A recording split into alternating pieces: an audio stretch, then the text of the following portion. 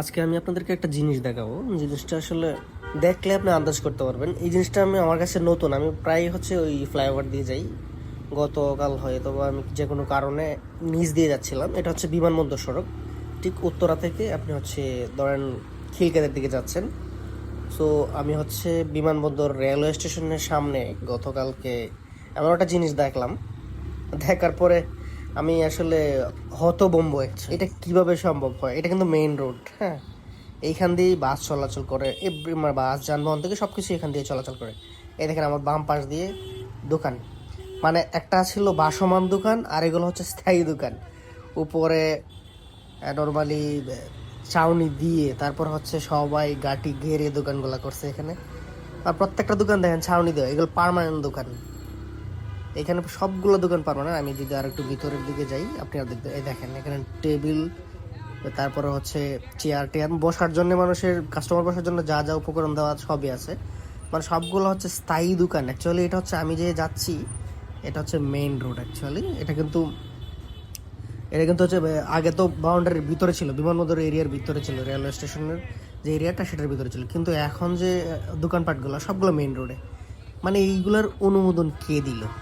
নিশ্চয়ই তো আর একটা দোকানদার নিজে নর্মালি মন চাইলো আর দোকান দিয়ে দিল, ব্যাপারটা এরকম না। কিন্তু নর্মালি এখানে কেউ না কেউ তো তাদেরকে অনুমোদন দিয়েছে। এইখানে আবার দেখবেন যে কাপড়ের দোকান, এগুলো স্থায়ী দোকান।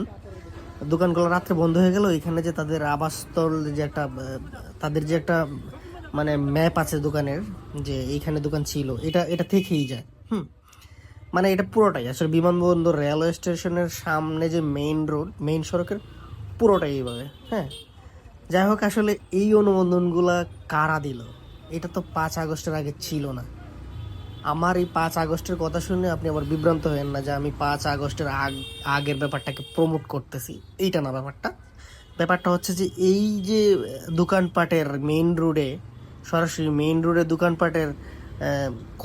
দোকানপাট করার যে অনুমোদন, সেটা কারা দিল? সেটা তো নিশ্চয়ই পুলিশ দিয়েছে, নয়তোবা এখন যাদের দাপট দেখতে পাচ্ছেন আপনারা, তারা দিয়েছে। আমার ব্যাপারটা আসলে খুবই দুঃখজনক লাগলো। দেখেন আরেকজন আবার আমার মেরে দিতেছে, নিয়ে হচ্ছে অবস্থা। যাই হোক, ব্যাপারটা আমি খুব মানে কি বলবো, এটার বাসা পাচ্ছি না। নর্মালি মানে এরকম একটা মেইন রোডে কিভাবে দোকানপাট হইতে পারে, এটা আমার মাথায় আসে না। এটা হয়তো কোনো কর্তৃপক্ষ নাই, যে যার মতো দোকানপাট করতেছে, হয়তো দেশে আইন শাসন নাই, সেটাও হতে পারে। বাট আমি যখন হেলমেট ছাড়া গাড়ি চালাই তখন কিন্তু পুলিশ আমাকে ধরে। কিন্তু রাস্তা বন্ধ করে যদি কেউ দোকানপাট করে, তখন তাকে কেন ধরতেছে না? তাকে কেন কথা বলতেছে না? তাকে কেন নিয়মের আওতায় আনা হচ্ছে না? তাহলে কারা এটা প্রমোট করতেছে?